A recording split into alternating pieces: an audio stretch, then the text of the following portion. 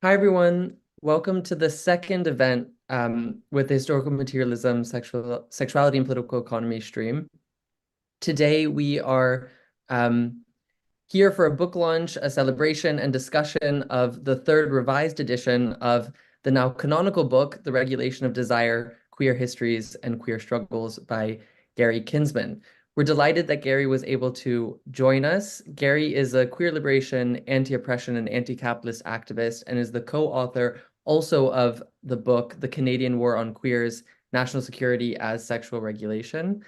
And we're also joined as panelists by OmiSoore Dryden and Alan Sears. OmiSoore is the James R. Johnston Endowed Chair of Black Canadian Studies in the Faculty of Medicine at Dalhousie University, Halifax, Nova Scotia, Canada, and is the co-editor of Disrupting Queer Inclusion, Canadian Homonationalisms, and the Politics of Belonging. And Alan is a professor in the Department of Sociology at Toronto Metropolitan University.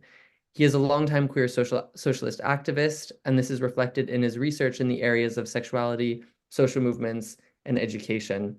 Alan's books include The Next New Left, A History of the Future, The Democratic Imagination, Envisioning Popular Power in the 21st Century, and Retooling the Mind Factory, Education in a Lean State. Okay, so that's a very brief introduction. I'm going to hand over directly to Gary to speak to us about the new issue of the book. Gary, over to you. Thanks very much, Alex. So I want to start off by thanking Paul Reynolds, who unfortunately is not able to be with us, at least so far today, due to some technical difficulties, and to Alex, who's facilitating, and the Historical Materialism, Sexuality, and Political Economy Network. And to OmiSoore and Alan for joining me here, as well as to Concordia University Press for publishing the book, which actually arrived in their offices today, and later on, someone from Concordia University Press will be showing you the book. Now, there are clearly multiple possible audiences for this event. And I made a decision that I would actually focus more on historical materialism and less on the sort of Canadian specific features of the book. But so what I want to focus on is the contributions and perhaps provocations that the third edition makes for extending and transforming historical materialism. This may not be that familiar to some people attending this event, but absolutely necessary in settler colonial regimes like so-called Canada. So I want to start with what is often referred to as a land acknowledgement and solidarity statement. So I live in Toronto, in Ontario, in what's called Canada, but it's also called Toronto. This land is the territory of many nations, including the Mississaugas of the Credit, the Anishinaabe, the Chippewa, the Haudenosaunee, and the Wendat peoples, and is now home to many diverse First Nations, Inuit, and Métis peoples. This is Dish with One Spoon territory. The Dish with One Spoon is a treaty between the Anishinaabe, Mississaugas, and Haudenosaunee that bound them together to share this territory and protect the land. Subsequent Indigenous nations and peoples, enslaved people from Africa, Europeans, and newcomers have been invited into this treaty in the spirit of peace, friendship, and respect. And it's important for us to also note the history of slavery and Black immigration and existence within what's called Canada. The dish, sometimes called the bowl, represents what is now Southern Ontario. We all eat out of the dish, all of us, that share this territory that is now Southern Ontario. We eat out of the dish with only one spoon. This means we have to share the responsibility of ensuring that dish is never empty, which includes taking care of the land and the creatures we share it with. Importantly, there are no knives at the table, representing the needs that we must keep the peace. So clearly, I want to start off with opposition to settler colonialism in Turtle Island and also in Palestine. The talk that I'm giving today is dedicated to the Palestinian people, especially but not only those in Gaza currently undergoing genocidal attacks. And it's also dedicated to my friend Amy Gottlieb, who died in 2023, who was a wonderful lesbian, socialist, feminist, and anti-Zionist Jewish activist. I also should point out that we're speaking on the anniversary of a significant event in queer Canadian history in terms of the major first demonstration against the 1981 bath raids by the police in Toronto, where thousands of people marched in the streets chanting "No more shit" and "Fuck you 52." 52 was the division through which the bath raids were organized. And I also should point out that there's activism going on right now in Toronto. I'll be rushing off after this event to join in a protest against the Premier of Alberta's anti-trans initiatives.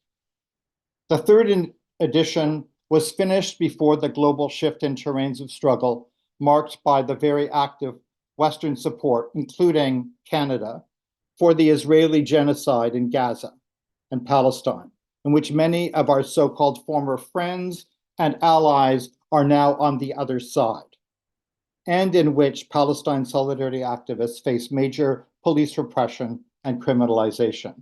I hope the book and the third edition makes important contributions to locating our current struggles in these shifting terrains and provides us with ways of fighting back to resist, rebel, and make a better world.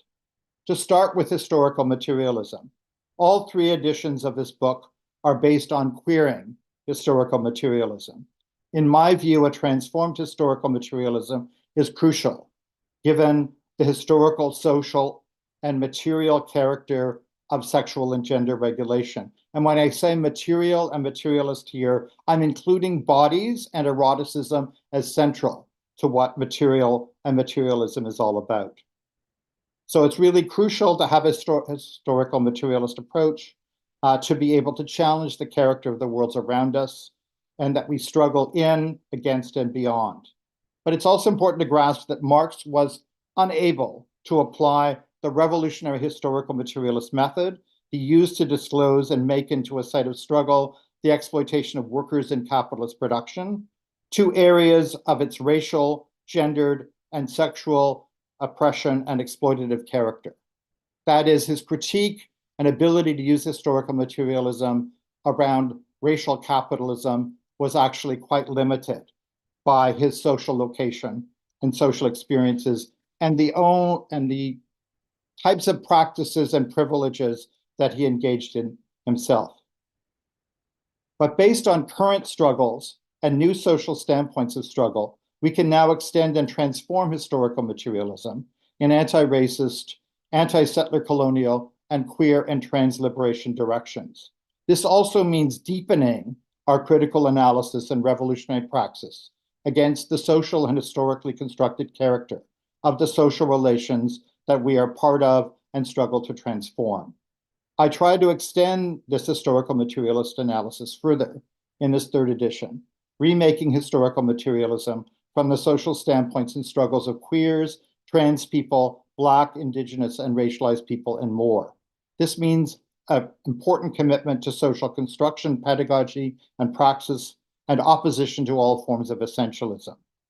In the first and second editions, I described how homo and heterosexualities emerged from people seizing and opening up some of the social spaces of capitalist social relations, and the response to these emerging cultures that were seen as a threat to emerging heterosexual relations, put in place through policing, criminalizing, and diagnostic regimes. In the third edition, I bring racializing and settler colonial relations much more into focus, as I make clearer how what is often referred to as modern sexualities and the two gender binary are put in place against the threat that third and fourth gender groupings and sexual diversities of Indigenous people in Turtle Island and around the globe presented to European colonizers and imperialism. These modern sexualities and genders lead to the emergence of institutionalized heterosexuality and the gender binary in response to these threats. This makes racism, colonialism, and imperialism, and all of the struggles against them, a much more central part of the picture. Fighting racism and settler colonialism must be central to queer and trans liberation. It is now almost 30 years since the second edition of the book being published in 1996. An awful lot has happened since then. A central contribution of the book in its third edition is on the emergence of what I describe as the neoliberal queer and the various struggles against it. Neoliberalism is the capitalist strategic response to the composition of struggle, the very important composition of struggle that was put in place in the late 60s and early 70s through all of our different struggles that put capitalist social relations themselves in question. Neoliberalism was an attempt to cut back and push back working class, poor, and oppressed people. The neoliberal queer is a largely white, middle class, mostly male, and cis social layer that wishes to integrate into the white, largely heterosexual middle class. It sees that the only way to gain queer rights is to maintain and defend racial capitalist relations. While it opposes moral conservative neoliberalism, which we also confront, because it will attack their rights as middle-class queers, it supports neoliberalism in general, which is based on attacking poor, racialized, and oppressed people, tightening up borders, and expanding police and prisons. So just to be clear, even those versions of neoliberalism that adopt a more liberal approach, that are not moral conservative in character, are direct attacks on working class, poor, and oppressed people. So they support, the neoliberal queer people support attacks on poor, racialized, and oppressed people, the tightening up of borders, and expanding police and prisons. The neoliberal queer is the social basis for what has been described as homonormativity and homonationalism. Currently, it is the basis for many white queer people and mainstream Western LGBT plus groups to either support deploying Orientalism, Islamophobia, and anti-Palestinian racism against Palestinians, or to do absolutely nothing about Western-backed genocide against Palestinians. The neoliberal queer defines our community as classless and raceless, while at the same time simultaneously engaging in a racial class struggle in our communities to construct them in its own interests. Key to these racial class struggles is collaboration with the police to defend their gentrified real estate class interests and their active opposition to sex workers, the unhoused, drug users, and Black and racialized people, even though, of course, many of these people are queer and trans. How has what was a radical movement, I joined the gay liberation movement in 1972, and at that point I would have identified it as a radical movement in some ways, with all of its contradictions and problems, trying to get to the social root of the problem. So it's important to remember, because there's a major social organization of forgetting that neoliberal queer history is engaged in, that the Gay Liberation Front took its name from the National Liberation Front of the Vietnamese people fighting against US militarism and imperialism, and that it tried to develop alliances with the Black Panther Party. How has this been so transformed as to produce an objective which is simply to try to get white middle class queer people integrated into the white middle class in a racial capitalist society? Just to remind people, my initial memories of queer organizing in Toronto, or Toronto, in the early 1970s include that one of the major activities was actually gay and lesbian contingents, anti-war contingents in support of the Vietnamese people. Why have these been forgotten about? Why are these not seen as significant, especially now that we need to reclaim those histories because we need to build on them and expand them in the context of the genocide now being deployed against Palestinian people? The social organization of forgetting where we came from, and especially our resistance and rebellion to it, to our oppression, is crucial to the neoliberal queer history from above that has been currently generated. Instead, we need to remember our many forms of resistance. The only real antidote to the social organization of forgetting, which is systematic to the social organization of ruling in this society, the central antidote is the resistance of remembering. And that's really crucial for us to always focus on, and I hope the third edition of the Regulation of Desire assists in that project. As a result of our resistance in the streets, there has been a shift in the class character of our communities. It means that those who previously had to be covert or underground when they were moving around in middle-class networks have now been, ironically, the people who most gained from our struggles in the streets. They can now be out. They can now be the spokespeople. They can now be the respectable spokespeople for our communities. But at the same time, they sever us from the struggles of interlocking oppressed and exploited people. This shift is grounded in narrowing our struggles to a limited rights-based framework, which is hinged on the winning of formal rights and equality, but also the expansion of the pink market, which many of us are excluded from, and the struggle for same-sex marriage, which most often had a white and middle-class character to it, and the transformation of pride from a rebellion against police repression into a corporate spectacle of homonationalist performance. I trace out much of this in a much more detailed fashion in the third edition. We have lived through a number of years since 2020 that are important to reflect on for a moment. We're still surviving a pandemic that is all around us. And I've been amazed, and in some ways aghast, and still don't fully comprehend how it has been that what we learned in concrete struggles in AIDS organizing and AIDS activism has not been brought to bear on the pandemic and our social responses to it. For instance, we have not really talked about the need for all of us to actively defend groups of people who are identified as being disposable or expendable. And also that we need to build on and shift some of the continuing AIDS activist slogans. For instance, silence equals death, developed by ACT UP New York City and other ACT UP groups in the United States, to what I would now describe as capitalism now equals death in the midst of pandemic disaster, racial capitalism.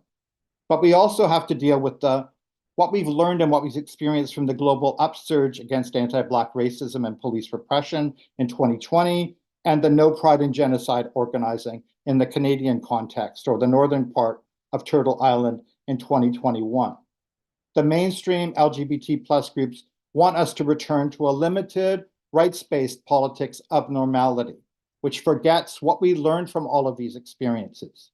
And instead, they want to return us to a largely middle-class, white, pro-capitalist politics with perhaps a little more energy posed around developing trans human rights. We need to rebel and resist against this limitation. Central to the current attacks by the right wing, both by the fascist and allied forces on the streets against us, and through more state and institutional practices like we will have a protest against tonight, is a reaction to the material and social challenges that trans liberation has posed to the gender binary. We are again a threat to their sense of gender order and naturalness. The right wing is not simply going after a vulnerable group, which is what some people have suggested, but is actually going after a major threat to their view and practices of gender and sex in this world. This is why support for trans youth and for trans liberation must be at the center of our organizing. Recently, there is a rise in moral conservative neoliberalism. As in fighting the right wing in the past, we need to openly talk about our lives, desires, and eroticism to undermine the right wing. This requires defying respectability and normalizing forms of politics. At the same time, and I want to be a bit more hopeful here, there is also lots of resistance based on those left out of the rights revolution, including Black, Indigenous, racialized, unhoused, and poor queer and trans people. The rights revolution in Canada, based on the Charter of Rights, establishes only formal and limited rights. To make this perhaps clearer, I'll just use two quick examples. One is that we all have the same formal legal right to go to the most expensive hotel in whatever city we live in. But it's only a formal right and not a substantive right, because many of us don't have the money to do that. And those of us with disabilities may not be able to even access such an institution. So there's a real problem with the limitation of formal rights, and we really need substantive rights and equality. Or we can actually think about this in the context of refugee status in so-called Canada. For instance, if you want to be able to claim refugee status in Canada and you're not able to go through the UN-approved system, you actually have to arrive in Canada to be able to claim such a status. That requires a lot of material support and financial support to be able to get it here, which is denied to most people in the global south. It also means that you need to be able to demonstrate that you're actually a proper LGBT plus individual, both for the United Nations as well as for immigration and refugee boards here. So instead of that, just that formal right, we need substantive rights. In relationship to prisons and trans people, this formal rights approach focuses on trans people being able to be placed in the prison they gender identify with. Now, I'm not dismissing that. That's quite significant. But it does not pose more radical questions about why trans people are being imprisoned at all. The social form of prisons and carceral injustice is simply accepted. We must reject that acceptance. We also must challenge and move beyond the state social form itself in our organizing. Instead, the third edition is based on learning from Black feminism and abolitionist approaches against prisons, policing, and carceral injustice. And we need a more radical approach that calls for getting rid of these disciplinary and carceral institutions through defunding and abolishing them and transferring funds and support from them to community-based alternatives right now. This is revolutionary and transformative, but it is opposed by organizations of the neoliberal queer who accept all of these social forms. This is what the third edition tries to do. And again, I hope it is useful for all of us in doing that. Abolitionism is clearly a revolutionary and, in my view, a Marxist-based approach. Although, to be clear, my notion of Marxism is opposed to the limitations of political economy. I remind people that Marx's Capital was subtitled A Critique of Political Economy, and also in opposition to structuralist analysis, and is much more informed by autonomous Marxism and feminism and Black and Indigenous abolitionist approaches. But there are also still problems with much of the left. Much of it is still stuck in a sort of liberal-based thinking of our struggles as only a being about rights. Much of that comes from the same-sex marriage struggle. Or else narrow class-first currents think of our struggles as only being about identity and identity politics. And they tend to suppress our abilities to name our oppressions and exclusions and experiences. Well, I'm quite critical of how identity politics can trap and contain us and view identities as always social and historical and as related to class and class struggle. I also stress, and this is really quite remarkable in some ways, that the identity politics, if you really want to be critical of identity politics, that must be first addressed is the identities in hegemony or at the center of this social world, like whiteness, like masculinity, like Canadianness, and obviously many people here located in different nation-state contexts could put in place many other nation-state identifications, cisgenderedness, and so on. Class is always made in and through race, gender, and sexuality, and more. Race and racism is always mediated with and integral to the concrete historical character of capitalism. I thought to end off with, I'd read a few sections from the concluding parts of the book to perhaps give people a better sense of how the book sort of tries to conclude and come together at the end. So the first point is on revolutionary pedagogy and praxis. This raises crucial questions of pedagogy, learning, and teaching. As Marx once noted, and this is updated here to address sexism, and I quote, "The materialist doctrine concerning the changing of circumstances and upbringing forgets that the circumstances are changed by people, and that it is essential to educate the educator themselves. The coincidence of the changing of circumstances and of human activity, or self-changing, can be conceived and rationally understood only as revolutionary practice." End of quote. It's one of my favorite quotes from Marx. In turn, other movements also get transformed by what they learn from us. This could be part of building left movements that could develop a vision of anti-racist, anti-capitalism, worth fighting for. One of the many problems with homonormativity, what's often referred to as transnormativity, homonationalism, and the neoliberal queer, is that they actively produce barriers to preventing us from doing this. And I also address questions of radical hope and revolutionary love. In the face of liberal and social democratic containment strategies, we need to keep the hope for radical social transformation alive. This kind of abolitionist approach leads to contesting the relations of racial capitalism. Mariam Keba puts it, hope is a discipline that must inform our perspectives and everyday practice. They wish to intimidate and scare people, so we no longer resist and fight back. One reason for the massive expansion of policing is that ruling state and class forces know they will need them to put down our coming revolts and rebellions. In so doing, they want to limit any serious defunding or abolishing of the police, while continuing to expand police funding and coordinating powers, and working to restore people's commitment to racist and capitalist normality, to only support peaceful, civil, most often ineffective protest, and to facilitate a return to the restrictions of electoral politics as a limit to our political imaginations. In contrast, we need to defy and resist these containment strategies through expanding our radical imaginations, as we hold open and expand these cracks in anti-Black racism, settler colonialism, and racial capitalism. This is what can provide the basis for revolutionary hope in our struggles. We know things can be otherwise, and we need to continue to fight for liberation. The struggle continues, but hope itself is not enough. We also need revolutionary love.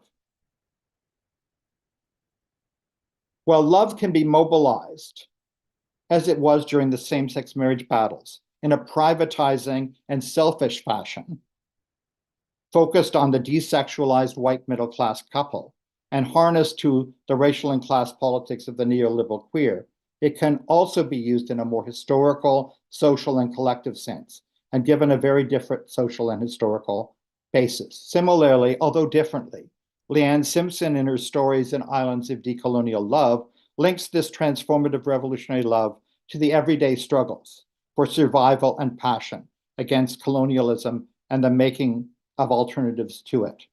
Love as an interactive, caring social practice is also emphasized in the transformative work of the late Bell Hooks. We can see this more and more social and collective sense of love, care, and solidarity in the networks of mutual aid that have emerged out of many of our social movements and revolutionary situations. As trans activist and scholar Dean Spade suggests, mutual aid is the radical act of caring for each other while working to change the world. As a practice, it helps to challenge neoliberal capitalist cultures of individualism and the market, replacing them with social relations and practices of caring and solidarity, what Sue Ferguson describes as life-making practices from below. In a more erotic sense, this moves far beyond couple love. Many of our needs for eroticism, affection, and connection, love, pleasure, and friendship can be seen as often unmet given heterosexual hegemony, the gender binary, and racist colonial capitalist and patriarchal social relations. Often in queer, trans, and two-spirit histories, these needs are also outlawed through policing practices and colonialism and genocidal practices. A politics of revolutionary love both describes our unmet and outlawed social needs for physical and social connections and the affections and eroticism that we build with others involved in common struggle. Social interaction, sensation, and effect are vital social needs. These needs are historically produced, and they in turn produce new social needs. Love that begins to meet these unmet and outlawed needs ranges from very erotic and sexual forms of love, whether focused on an individual or a group of erotic partners, to the transformative social love that develops out of our movements and communities. This revolutionary love means contesting the de-eroticization of many areas of our bodies and lives that occurs for gendered laboring bodies in alienated, exploitative, and racial capitalist labor. It is this de-eroticization that makes these bodies productive and exploitable for capital. and this is why our project must be for more erotic and far less productive bodies. These struggles against productivity for capital are struggles against disciplined work and for unproductive pleasures that can be linked to queer and trans struggles for more time and space, for sexuality, desire, and care, for the broader re-eroticization of our bodies. This can be seen as a social struggle for the expansion of erotic and sexual time. The struggle against the productive, loyal to capital, queer and trans worker opens up possibilities for anti-capitalist queer struggles. This is for a social world of expanded free time for caring, play, and pleasure based on the death of the social relations of capital. This needs to be part of the struggles today, in destabilizing the familiar, in not taking the taken for granted, and in developing new ways and new social practices and needs. It means infusing our organizing for new ways of living with all the excitement and delight of highly erotic touching, connection, desire, and pleasure. This allows us to resituate sexual and gender politics on the basis of our social needs and the historical emergence of new social needs. Of course, and this is, I think, an interesting way to conclude a book, of course, this raises new questions and contradictions that need to be addressed. So hopefully this conclusion, rather than ending the story, is a beginning, sparking more exploration, investigation, writing, and practice. So this ending is also a beginning. To close, I return to the Zapatistas, who continue to provide inspiration for me and who continue to develop a vision of revolutionary transformation defined by women and queer and trans people. They wrote in a statement issued from Chiapas in Mexico in the midst of the pandemic the following, and I quote, "We do need to get back to the streets. Yes, but to struggle. As we've said before, life and the struggle for life is not an individual issue, but a collective one. Now we see that it's not a national issue either, but a global one. We are Zapatistas, carriers of the virus of resistance and rebellion." End of quote. My concluding line, may we all carry this virus of rebellion and resistance. Thank you very much.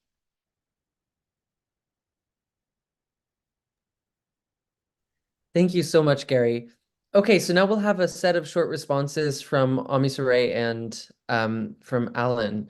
OmiSoore, over to you. Thank you so much. I appreciate that. Thank you, Gary. Hi, everyone. All right, I'll just get started because I'm looking forward to our conversation.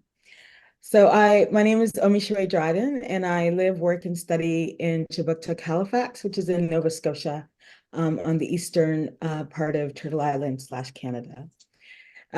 This is the traditional unceded territory of the Maliseet, whose ancestors, along with the Mi'kmaq and Passamaquoddy nations, signed peace and friendship treaties with the British Crown in the 1700s. But as we know, these treaties were signed about 140 years before the end of slavery in this region we now call Canada. So I honor Indigenous, Afro-Indigenous, and African Nova Scotian and Black people who are here, continue to be in relation with one another, in spite of the pervasiveness of anti-Indigenous and anti-Black racism, who continue to fight against genocide here and there, and the afterlives of slavery. I honor Indigenous, Afro-Indigenous, and Black people, including those who were back in the day and are in the present day queer, transgender, queer, and two-spirit. As always, free Palestine, keep eyes on Sudan, and liberate the Democratic Republic of Congo. Thank you, Gary, for inviting me to contribute to your book and to write the foreword. As I say in my foreword, it's been over 25 years since the last edition of the Regulation of Desire, and this one is right on time. So Gary examines entry points.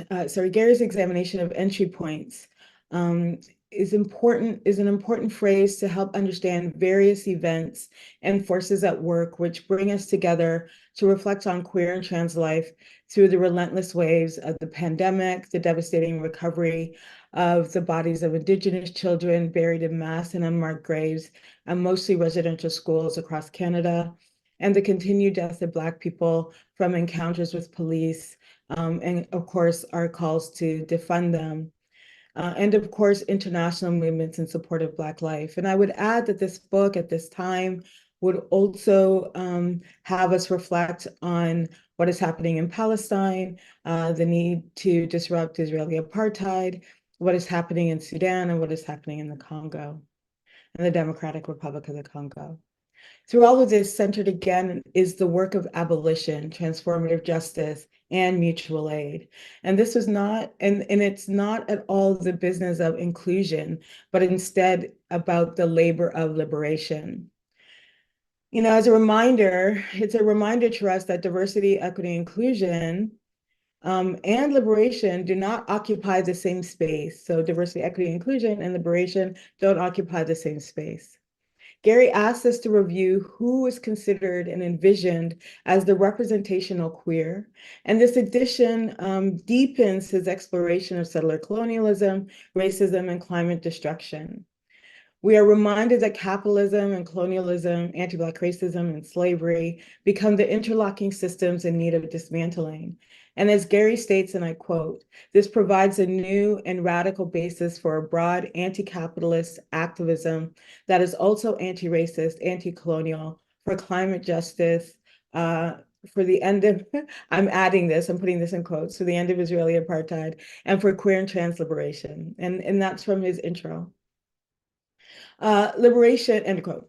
Liberation manifests by engaging in the disruptions, disentanglements, and active refusals of white settler homonationalism, and as also discussed, homo-capitalism. The desires are not to figure out how to fit in, but instead to explore the queer fullness of all that exceeds those capitalist limits. We're not to bargain with the neoliberal desires that operate to support increased policing and police budgets, increased hyper-surveillance, increased homelessness. You know, we're not to bargain with these neoliberal desires that seek to increase budgets and commitments for genocide and exploitation. And subsequently decreased access to wellness, including trans and gender nonconforming supports, all of which are dependent upon and committed to the continued colonial and anti-Black project of the Canadian state and the continued imperialist work of the Canadian state beyond its borders, political borders, which we can see manifest in many places. Systems of harm cannot be rectified through the performances of apologies, review committees, and internal investigations, nor the performative placement of, the state queer. These gestures may variously appear to observers as extravagant or exaggerated or sincere, but regardless of how they're perceived, they ultimately reproduce or produce the status quo. There's no substantive change because no correction is possible through these colonial practices. So I wrote this forward in July 2022. And when I say wrote, I mean write, rewrite, edit, right? In July 2022, around the time of the 24th International AIDS Conference in Montreal. And I used that moment as an example in the forward.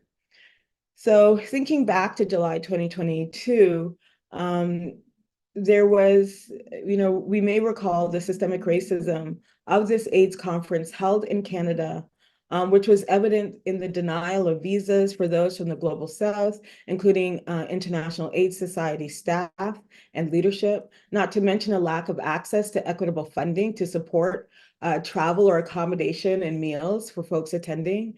In fact, there were a number of panels where the stage sat empty as those scheduled to present were not granted entry into Canada to attend the conference.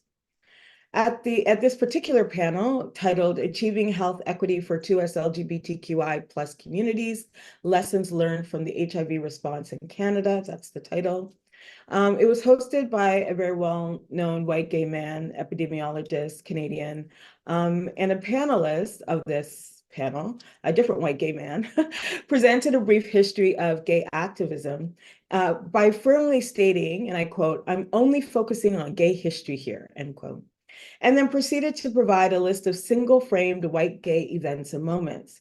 This is not surprising, as the prominence of Canadian whiteness as a foundational element in lesbian, gay organizing historical accounts often results in gay history only centering white gay accounts, whether it's blood donation, bathhouse raids, marriage, positive space programs, policing, pride parades. These normative single axes of assessments, as we know, are misleading, disingenuous, and exasperating, and follows a longstanding pattern of bifurcated understandings of what counts as gay knowledge and the construction of oversimplification of significant gay moments.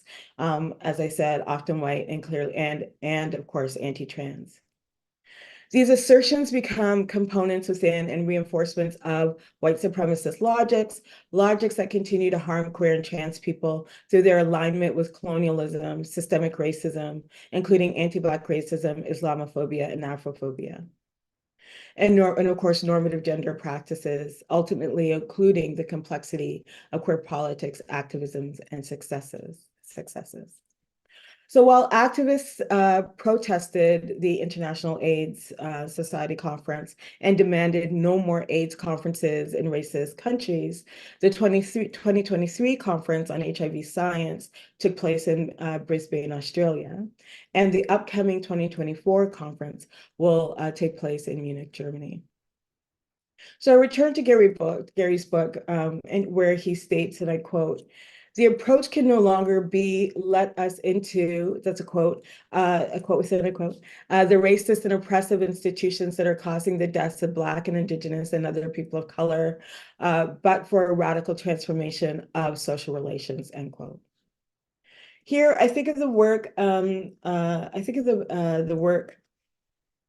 of the writing I've done with my colleague, Dr. Suzanne Lennon, where we discuss particular sites that are used in Canadian homonationalisms. For example, the creation of pride houses at Olympics, which did nothing to intervene or disrupt the harassment, violence, and violation of Caster Semenya.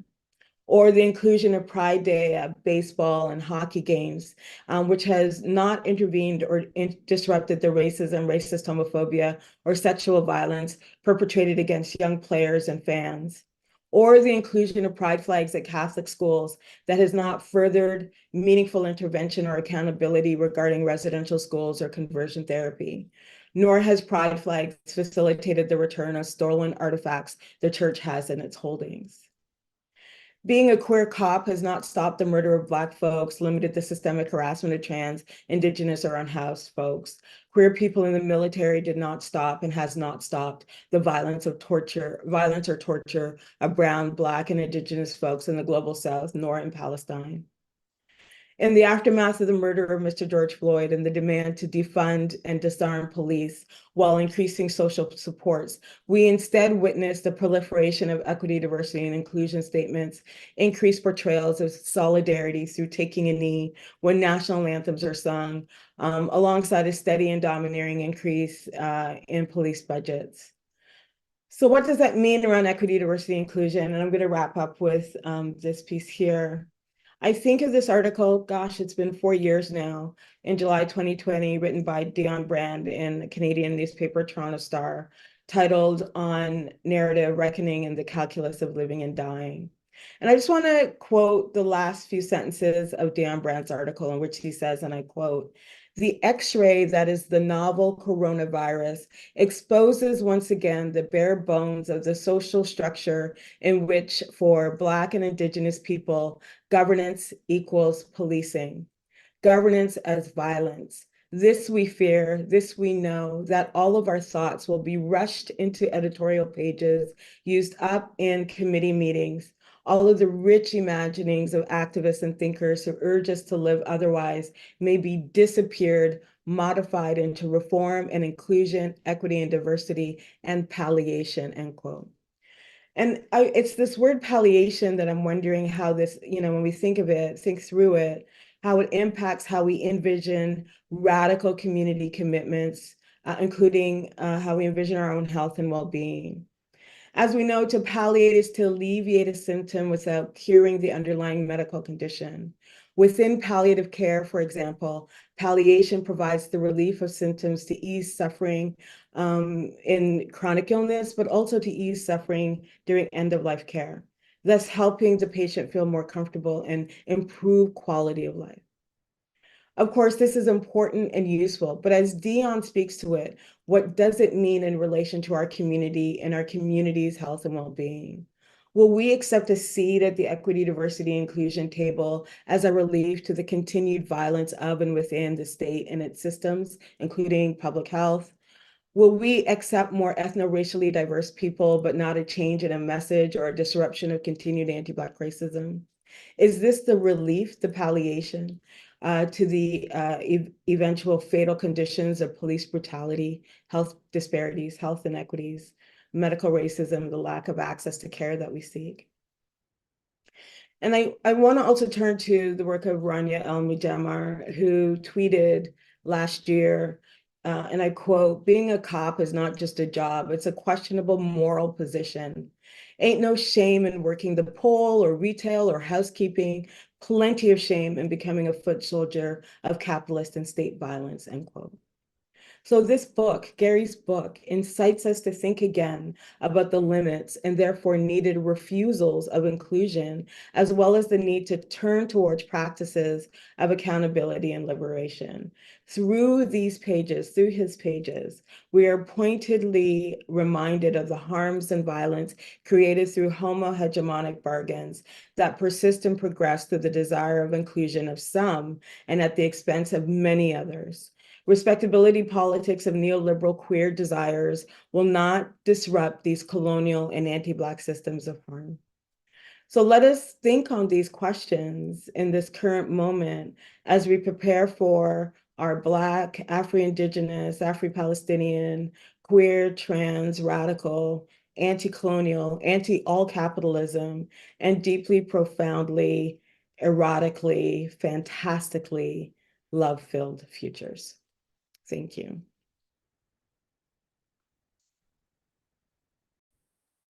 Thank you so much, OmiSoore. Before I hand over to Alan, I do want to remind viewers that we will have time for a Q&A after we hear from Alan. So if you do have questions, please do put them in the chat box, and then we'll get to them in the discussion afterwards. Okay, over to you, Alan. Great. Thank you so much. It's a real pleasure to be here celebrating and marking the third edition of a book. For me personally, has been a guide, a source, and an inspiration since the first edition in 1987, which is roughly 36 years. So this book is a kind of a longtime companion for me. And the way Gary works, each of the two subsequent editions, 1996 and now, have involved a remarkable feat of reworking and rethinking, with serious reflection, reevaluation, addressing new challenges emerging from movements and struggles, and this time with a special added bonus of a beautiful foreword by OmiSoore. I first encountered the regulation of desire as I was trying to work out for myself the relationship in my own life between socialist organizing and queer mobilization. And since that was soon after the publication of the first edition, and it's been a resource for me ever since. When I first read the book in 1987, and I'm going to talk about the current edition, but I want to go back a little bit. It was the most systematic Marxist account I'd found of what we might now call queerness, the historical development of sexualities and gender identities under capitalism. It was theoretically rich and grounded in activist knowledge and movement experience, multidimensional, covering many aspects of queer experience and politics, and carefully crafted in terms of its historical perspective and its understanding of historical development. With each new edition, Gary has rethought the book around the key political issues of the moment. And as queer Marxism has burgeoned over the roughly past 15 years or so, I would say Gary's book has been somewhat underused as a resource. And so I certainly hope that this new edition will draw new attention, including among members of this network, to this important work and the important features specifically of the new edition that I'm about to get to. What I'm going to do today is comment briefly on what I see as a crucial contribution to the book over time, and the new edition in particular, focusing on three things. First of all, what I would describe as, and Gary may disagree, and I would welcome that in discussion, as Gary's overall method. And I'm going to argue that that's an important model for what I might call queer Marxism. I don't think that's the exact language that Gary would necessarily use, but I would argue that his method is an important model. And then there are three areas of focus in the new edition that I consider to be particularly worthy of note, though there's lots of other really important stuff in there. The centering of settler colonialism and racial formation in terms of our understandings of sexualities and gender identities. The second is the shifts in trans activism and new scales of mobilization around trans issues. And the third is, which Gary talked about some, the rise of what he describes as the neoliberal queer. So I'm going to talk about those briefly, but first I'm going to say a little bit about what I would describe as Gary's method. I would welcome Gary's response to that, obviously. I think one of the great strengths in Gary's work is the focus on struggle and the reflection on key issues of the day in liberation struggles that comes from experience in those movements and learning from the movements and honoring activist knowledge. The queer struggle, as all other struggles, is dynamic. Experience gets reframed at every level by changes that go on, every level from the most mundane, such as the words we use to describe ourselves and each other. Mobilizations lead to victories, defeats, and complex settlements that change the terrain in important ways. And certainly since the first edition of Regulation of Desire, we've seen remarkable change. Simply at the level, for example, in the Canadian state of formal lesbian and gay rights.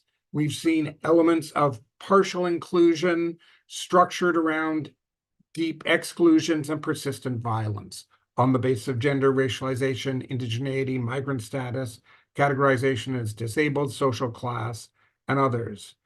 We've seen complex and contradictory changes that disproportionately benefit some and not others. And this pushes us to reframe our understanding of key issues. And Gary does this with a very special combination of, on the one hand, deep principle, firm commitments, and clear theoretical compass points, and an incredible ability to comprehend and digest a wide range of theories, but also an open-endedness, a commitment to learning from struggle, to reassessing honestly. And there's an example of that even in the way that Gary ended the book with the idea of a question, as opposed to simply the punch, here's the moral of the story, here's the lesson. This open-endedness is expressed through the honoring of activist knowledge, the questions and perspectives emerging from liberationist movements, including his own involvement in those movements. And at the same time, he folds that in with a rich theoretical reflexivity, an awareness of what's been written, and a supple and nuanced theoretical formation that he's developed. That reflection gets very granular at times in ways that I found very powerful. Just one little example from the introduction is just a reflection on the way that we use we in a way that can too often involve a false inclusion built around a dominant perspective. And I'm certainly aware of the way that I do that sometimes as a teacher, that I will stand in front of the class and say, we do the following, without really thinking about who that we includes and doesn't include in the room and outside of the room. And Gary says, we can't just presume the we that so often deduces from the dominant perspective and includes false inclusion, and instead think of we as an organizing project, the formation of a genuine collectivity for change where people do the work of listening, of learning, of taking responsibility. So Gary says, we as a project that people can come to be involved in and identify with.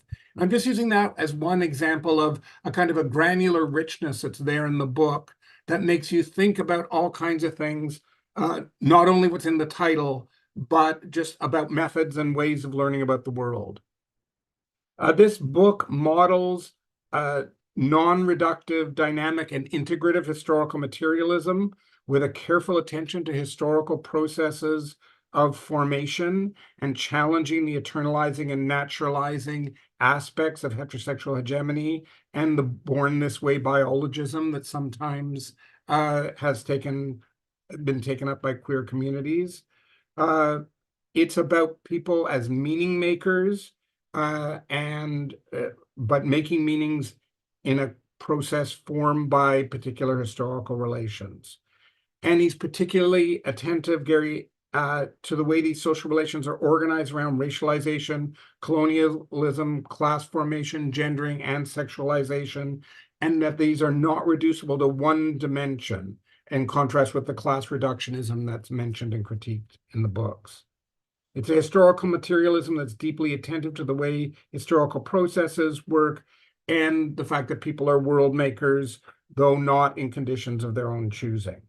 Gary and I don't agree on everything. I first approached Regulation Desire as a rather more orthodox Marxist than Gary, I think it'd be fair to say. And while neither of us has stood still, I think that is still true today. But I have always learned from his work.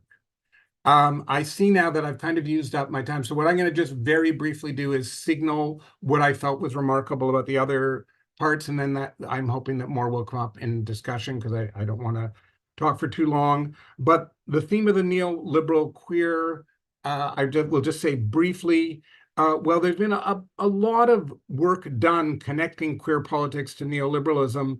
There's a very specifically historical materialist specificity about what neoliberalism is that Gary brings to this discussion, that grounds the neoliberal queer in a historical and materialist basis that I think adds dimensions that just have not been there. And the idea of the neoliberal queer as a set of racialized class politics is so important and valuable and an incredible contribution.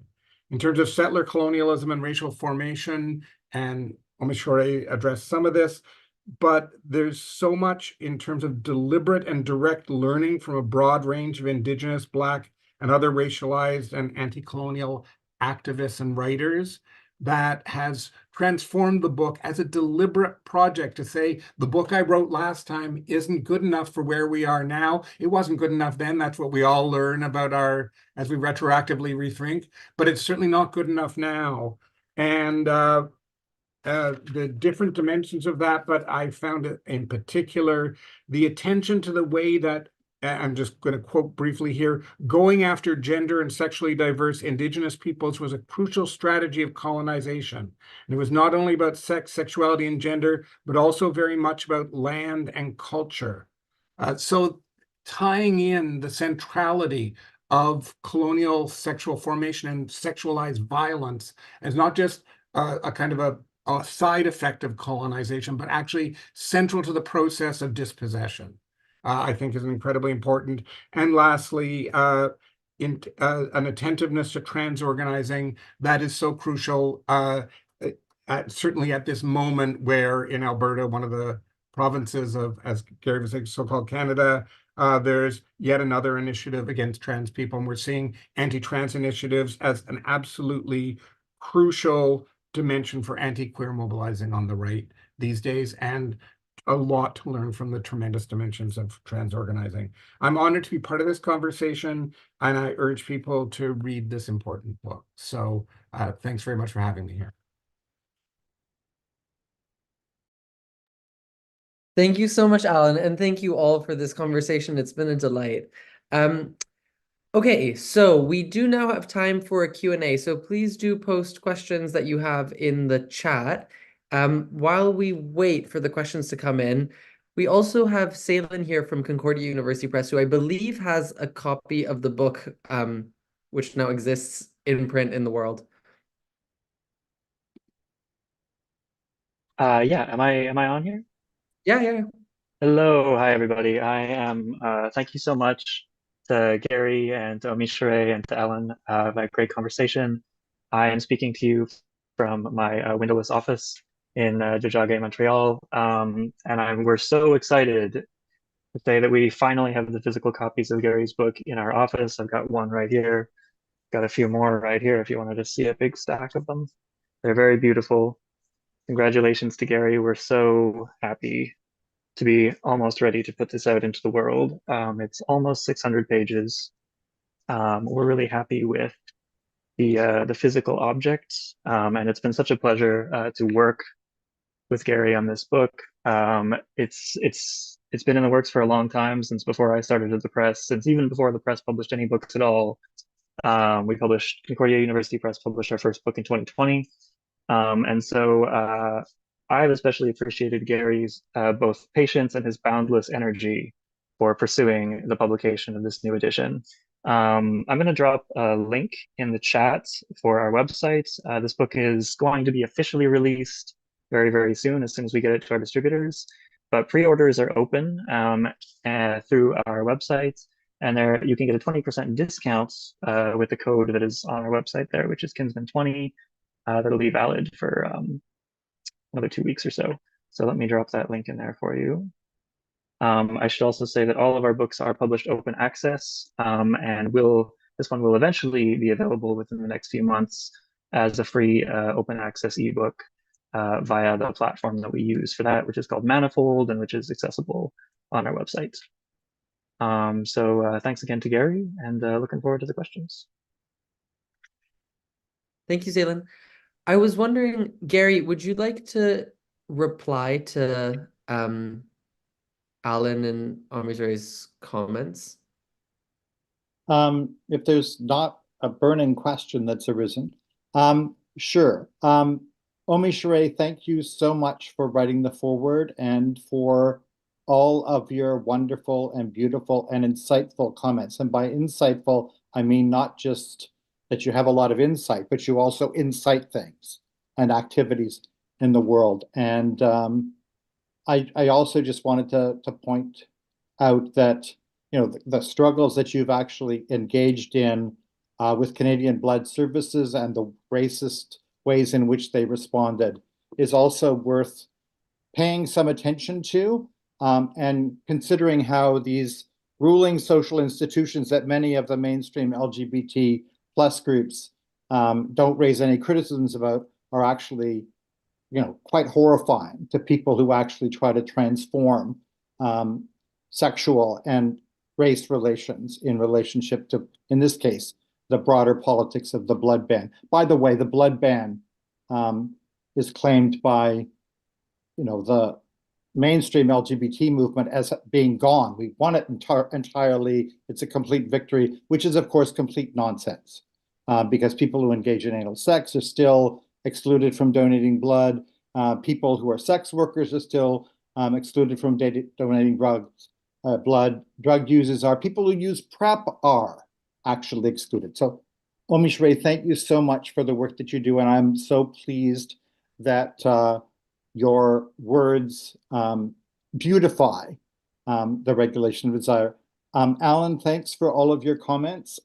They were quite incredible. And as people might know, but maybe not know, Alan and I have also known each other for a long time in many different contexts, whether it was, you know, revolutionary socialist organizations or Faculty for Palestine. We've known each other in many different organizations. So I actually have to say, around the method stuff, Alan, I think in some ways you're right on, that I really do see struggle and agency as quite central to any sort of revolutionary transformative perspective. And the perspectives on the left that I actually find most disturbing are the ones that give all power to capital, that give all power to forms of oppression. And we always need to focus on the subversive, delightful aspects of revolutionary transgression and subversion. So thank you so much, Alan. And I'm sure we will continue to see each other and work together in many different contexts. So thank you so much. Thanks.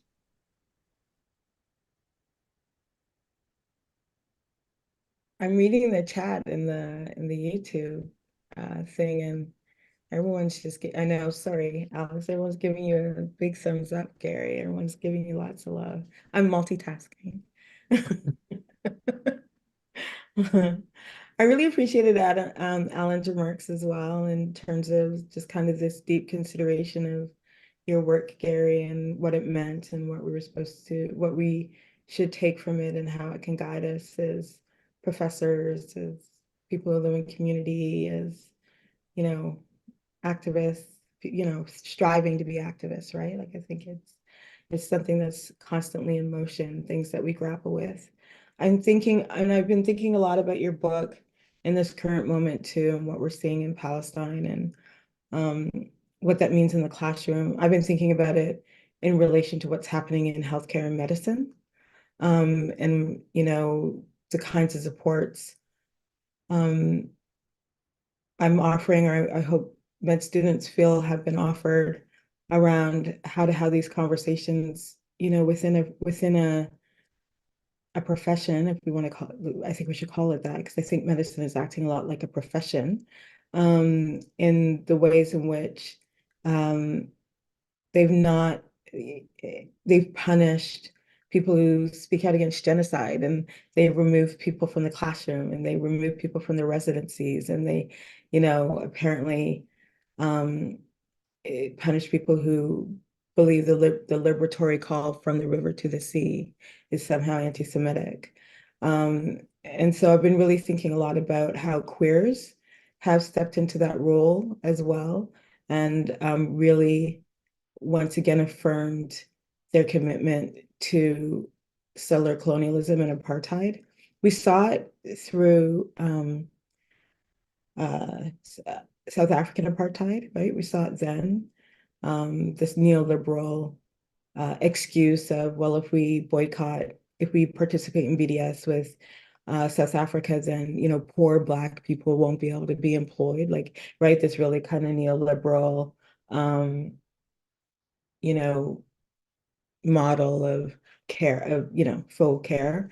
And, you know, we're seeing it again. But I just think through your book is really, I wasn't lying. I think it's right on time. I think it offers us things to continue to grapple with, like tools with which to grapple with, so we could be better queers. Could be more radical queers. It could be more erotic queers. We could do more erotic, radical things.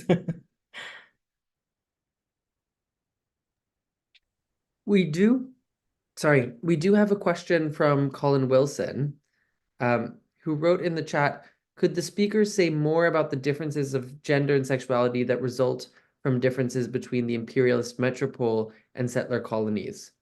Both of them deeply racist, of course.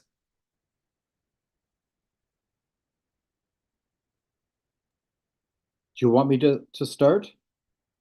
I think one of the things that is really clear, and perhaps clearer to me than it has been before, is how there has been this construction in the West and the North of what supposedly queer or LGBT plus is, that then gets sort of imposed on the world as a whole in terms of an organizing model. And it sometimes is based on the assumption that those people who don't properly identify as LGBT are somehow childlike or backward. And I think there's a real misunderstanding of what actually goes on in terms of the social organization of gender and sexuality on a more global scale. Because we really are in a situation, I mean, Joseph Omisade has pointed this out, other people have pointed this out, that there are still many cultures in society on this planet that, even though there's an attempt by Western colonizing forces and multinational capitalism to try to enforce institutionalized heterosexuality as hegemonic, and gay and queer stuff, or lesbian stuff, and maybe trans stuff as sort of deviance in relationship to that, that there actually are many cultures and societies that still have different ways of doing gender and sexuality, which is one of the problems that you actually see with the way in which refugee regimes operate on a global scale. Because quite often, I mean, I'll just give you an example, a number of people who claimed refugee status in Canada have actually been rejected by the Immigration and Refugee Board, who says they're not really gay, lesbian, trans, whatever. because they don't fit into their particular cultural construction. So I think part of what we need to begin to see is that we need an anti-racist, queer and trans and critical sexual politics that is also more global in character.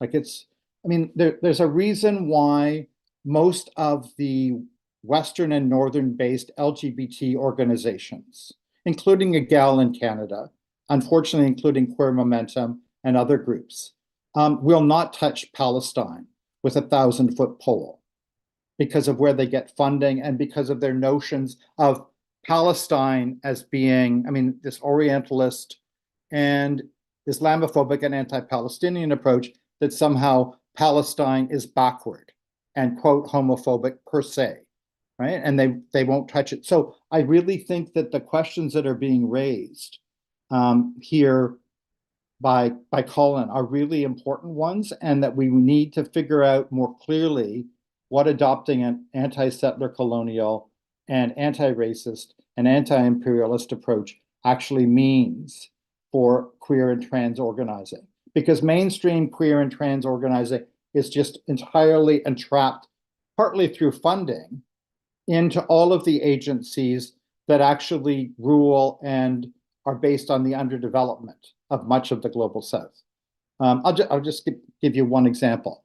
I haven't seen very much from queer and trans and even AIDS groups in the West and North that has criticized the pervasive forms of vaccine apartheid that exist in the context of the pandemic. Why is that the case?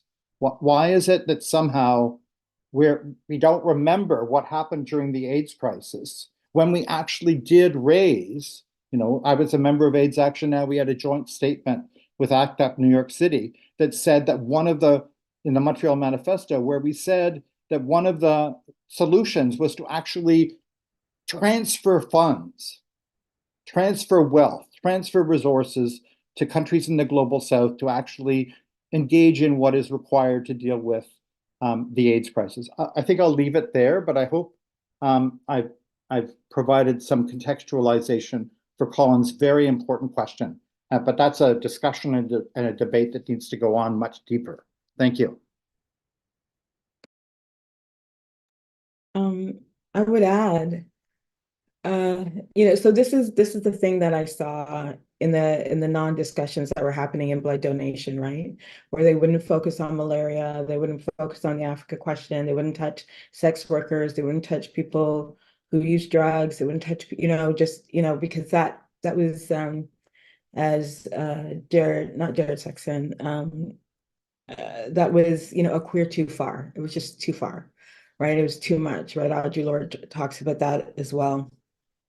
But, I've never used this phrase before because I find it clunky and I don't like it, but I do believe that there is this NGO industrial complex that is really informing, who are, again, to quote Dr. Suzanne Lennon, the just gays that are acceptable in this work that we do, right? And who belongs and who doesn't belong. And so I haven't seen anything from Rainbow Railroad around, speaking out about Israeli apartheid, or even thinking about the diversity. And I use this in the true sense, not the EDI sense, but the diversity of how we demonstrate and live our sexualities and our sexual identities and our gender identities. And I also have heard those stories of people having to adopt a really North American persona of queerness, right, in order to be understood or seen or witnessed as queer in order to get refugee status, right? And they're fleeing. They want to be here.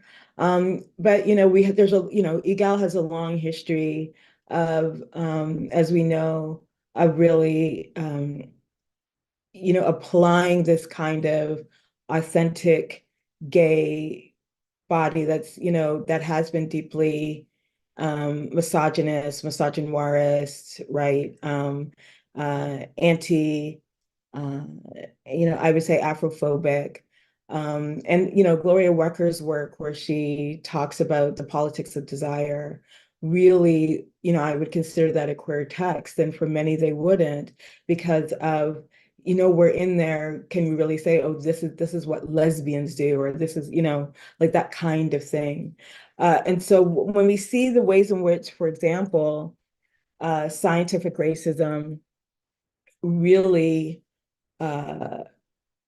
structured through colonial practices, how we understand kind of the two-sex, two-gender system now.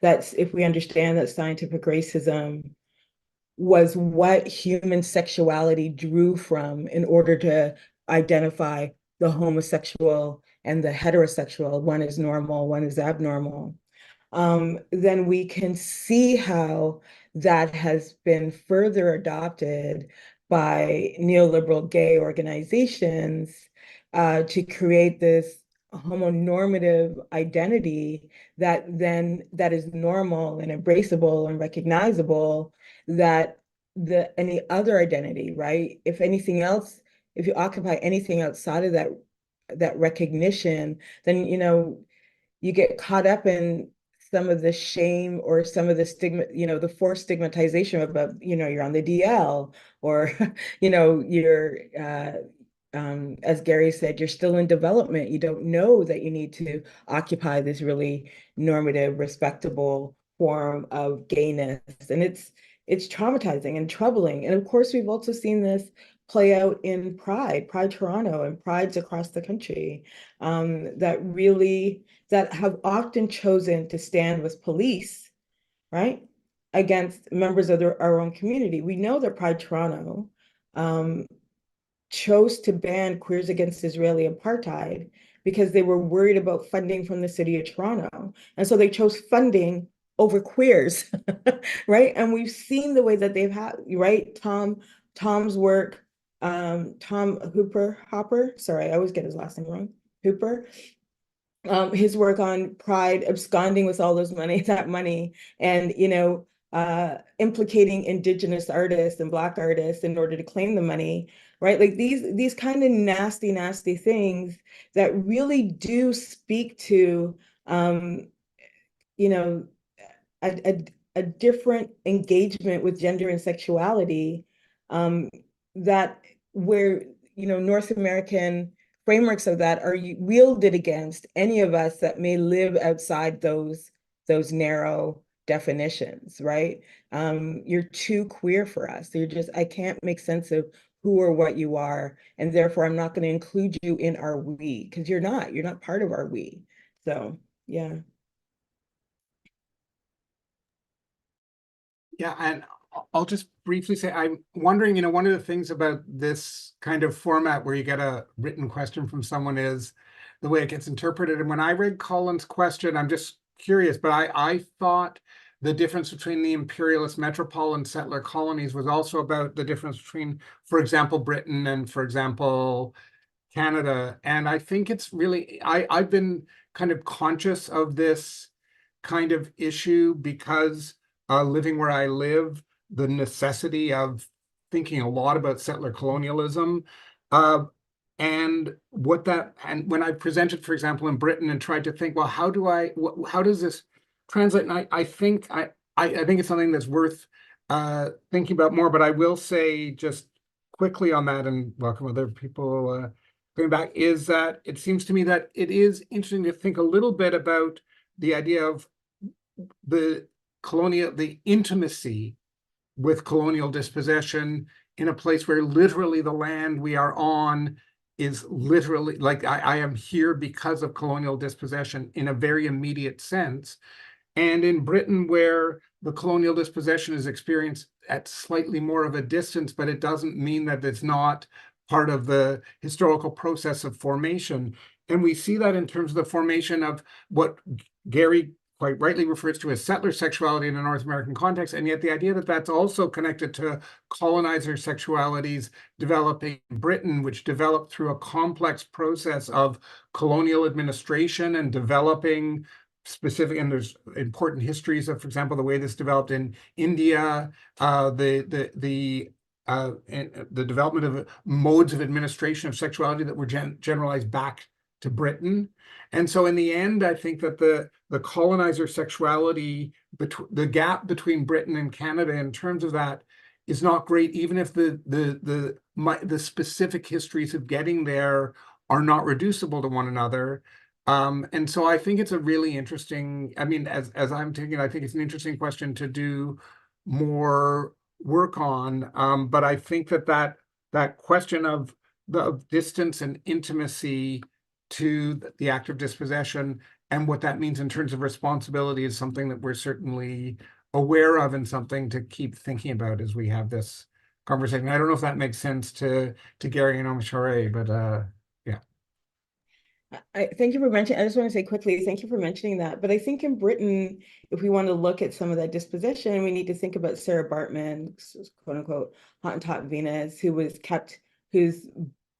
dismembered body was kept in, British museums, human zoos that kind of began in and around, the UK, right? And how the seat of the transatlantic slave trade really was kind of, through that port. And then to think about Miss Louise Bennett and her poetry, where she talked about colonization in reverse, right? And kind of, members of the colonies returning to Britain as, British subjects, and how all of that, I think, really informs how we understand racialized sexuality on site there. And then I also think about what we can learn from the Irish, who were often racialized, right, considered racialized, and how that, so I think about those moments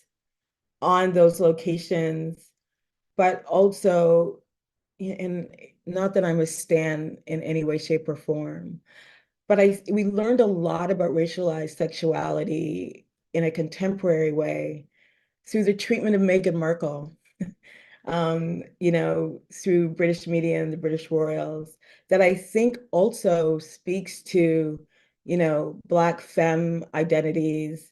Moya Bailey wrote a great article about misogynoir and the implications on, Meghan Markle's experiences, as much as she was happy to be part of the colony, do the colonial work. But you're right, like this is, when I'm thinking about it, I did not make this clear, but thinking about it in terms of on those lands, in those places, that's how I see the similarity that I think is, to quote, to reference Black Panther, you could just go into any museum and be like, where'd you find that? And I think still really speaks to how we envision racialized sexuality, or how we could envision decolonizing sexualities. Yeah.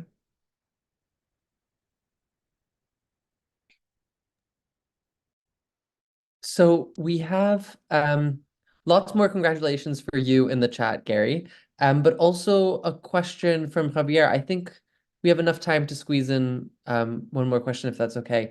So Javier says, I'm curious about how people who use drugs are organized and represented within the broader discourse of sexuality, desire, and liberation, and within sexual politics and historical materialism. If any of you have any thoughts? I can say a bit about that. Can I just start off by talking about sort of the last question just a little bit? I mean, I think part of it is that central to the formation of what you could call Britain, the United Kingdom, whatever. And I'm drawing a lot on the work of Philip Corrigan, who was one of my thesis supervisors, who's now dead, along with Dorothy Smith, another one of my thesis supervisors, is that, the England, UK is actually based on systematic colonialism and violence against the Irish people, who were not constructed as white, at least not initially. They had to wage a long struggle to actually be identified as white, some of which was really messy and awful. But I think it's really important to recognize, and also, like, in terms of Scotland and all sorts of things, and Wales, there's all sorts of struggles that have gone on. If that is the question, I mean, there's really a problem with trying to interpret a question and not really knowing who the speaker is and not allowing them, and not having a situation in which they can give it more context. So I just wanted to say that like anti-colonial, anti-imperialist politics should actually be central to what people are doing on the islands that are referred to as England, Scotland, Ireland, Wales, whatever.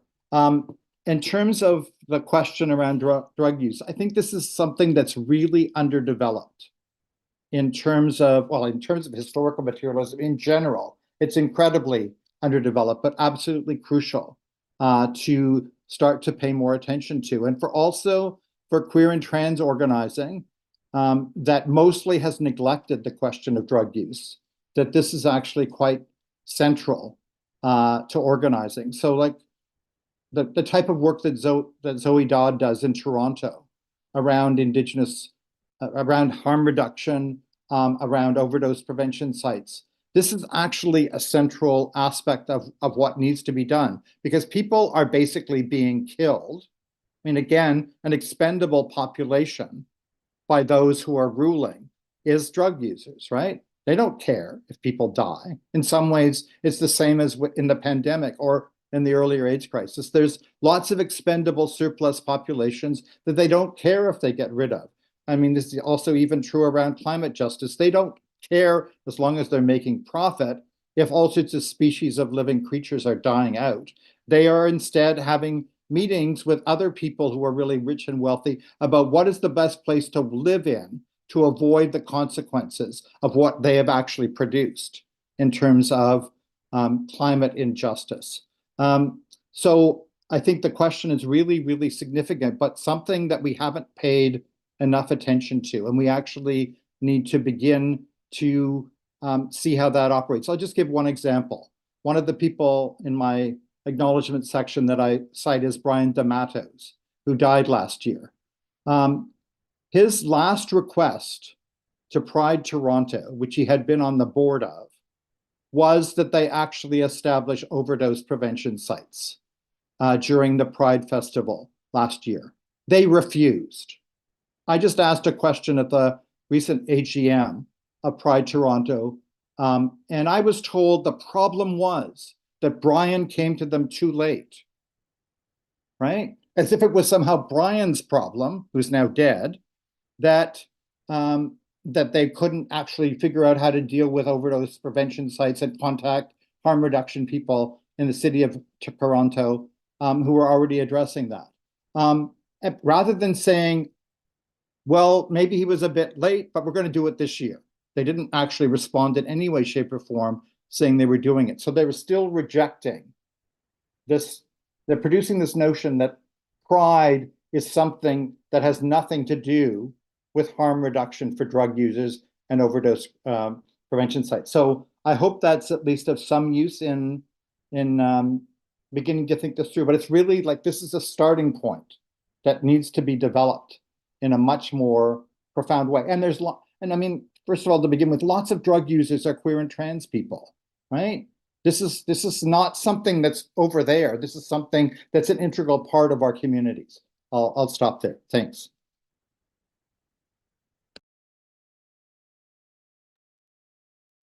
Can I just come in briefly, or OmiSoore, do you want to go first? Or yeah, I'll just, because I just want to briefly say, just kind of continuing on what Gary's saying, I think it's one of those places where the histories of AIDS activism have been left a little too far behind.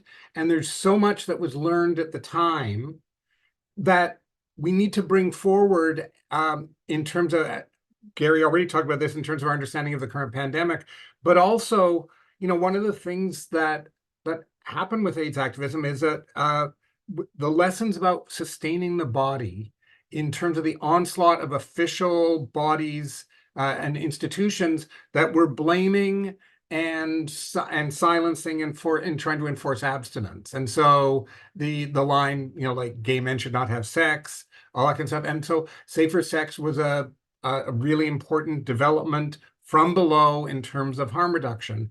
And that idea that communities need what we need to be doing is providing the resources for communities to care for themselves. That, you know, like OmiSoore just before was just talking about mutual aid and so on. and that there were important examples of that in AIDS activism. It didn't go far enough. The transformative impulse, for various reasons, got limited.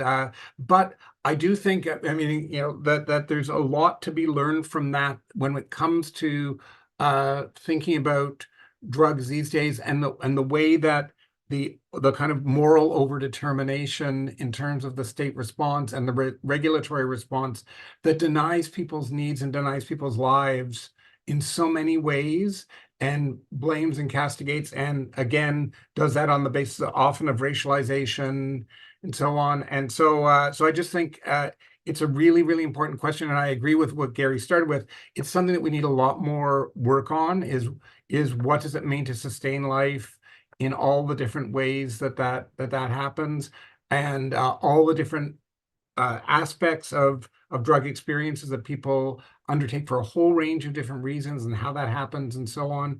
And so I think there's more work to be done, but I do think that there's important lessons from AIDS activism and that Gary covers in the book, and that we need to keep learning from. I don't know if this still happens at play parties. I live in Halifax. I don't go to play parties. But back in the day when I was a young queer, when I was a young dyke, and we went to play parties. And especially when we were new, when we were like, we were new to them, there was this kind of care around, will you be high? Will you not be high? Do you know how to negotiate that? Do you know how to, make sure that you're safe, right? So I don't know if that thing still happens, but somehow I think people forgot that they were young and went to play parties.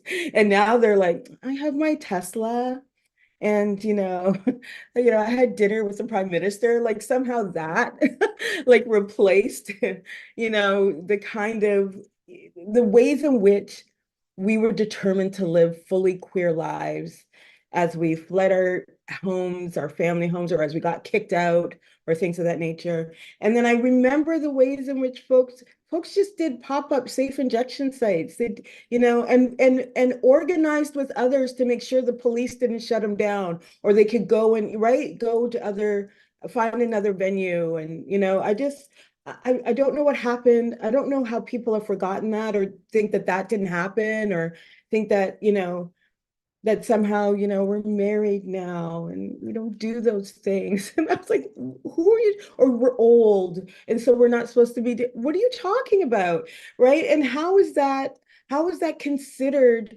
the authentic way of being? I know some people are dry and do whatever, and we accept them, we welcome them. But this idea that somehow that's the over-determining standard way of being is really problematic. And so I just wonder, what, have we forgotten those moments where we cared for each other and we were like, yeah, you want to do that, that's great, chemsex, great, but here are things to think about, and let's keep an eye on you, and let's, right? And then thinking about Brian, that's inexcusable and it's horrendous. There are ways that you can. Is there really nobody that could be like, oh, we're setting up a safe injection site, we're setting up is there really no one? If you don't know anyone that can do that, then you need to expand like your community. That's bullshit. So anyway, we're over time. Thank you, Gary, for asking me to write the foreword, and thank you for including me in this launch. As always, I always get riled up. I'm thinking we have to do more. There's more that we need to do. So, and we need to really make sure we're standing 10 toes down to protect trans and gender nonconforming youth, Black, Indigenous, Two-Spirit, Afro-Palestinian, Palestinian. We need to be 10 toes down. Like now is the time. Like now is the time, right? Like it's going to spread across the country. We already know that there's stuff happening in New Brunswick. And so like dust off your Doc Martens, put a mask on, wrap yourself in a keffiyeh, get into the streets. Now it's time. Like we thinking of bell hooks and Audre Lorde and everyone else, we need to love each other. And the more of us who are doing this, the more protected we are. So I'll stop.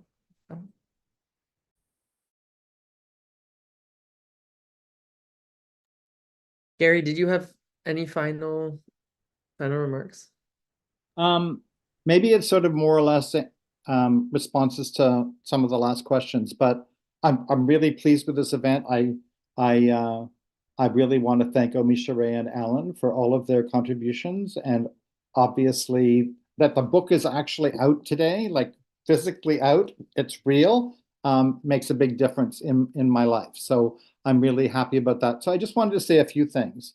One aspect of neoliberalism that I didn't address in what I talked about today, but is there in the book, is how neoliberalism actually systematically destroyed the forms of social responsibility and social solidarity that we actually built and made through AIDS organizing and AIDS activism.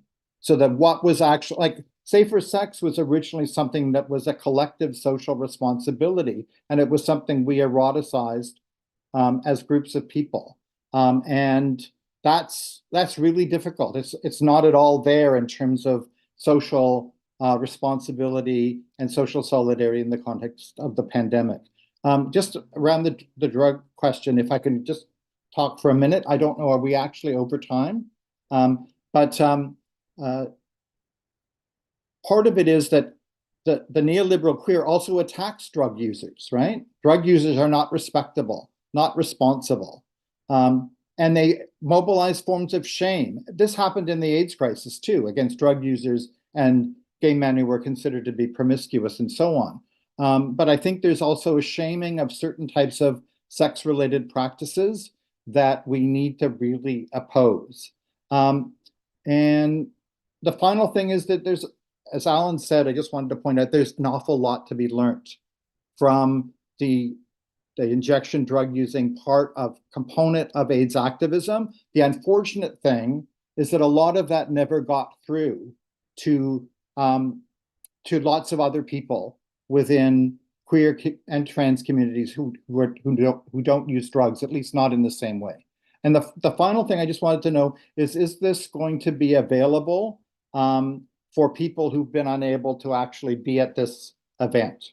On the YouTube channel, are things taped and available and accessible? Because that would also be really wonderful for more people to be able to participate, even more, if it has to be more passively, in this conversation. Thank you so much. Thanks so much to the Historical Materialism Network, and thanks to everyone who has been here. Thank you. I want to encourage all of our viewers to go and buy the book. The link is in the chat. And of course, again, thank you so much to Gary and to Alan and to OmiSoore for a great discussion. Thank you all so much.